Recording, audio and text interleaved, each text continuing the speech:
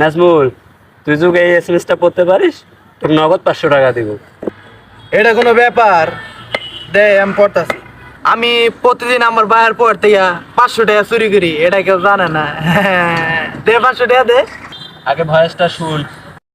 আমি প্রতিদিন আমার বাবার পর থেকে 500 টাকা চুরি করি। এটা এখন তুই 1000 টাকা দে, না তোর আব্বারে কয়া দিমু। ভাগ্যিস বালা, কালকা যে রাত্রে ডাব চুরি করছি এই কথাটা আর কই নাই।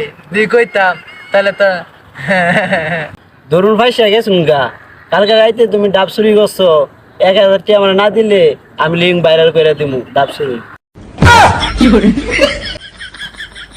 অন্তর টাকা লাগবো। আচ্ছা সন্ধ্যেবেলা টেনিস। শালা এই যুগে নরম পাইলে গরম দেয় সবাই।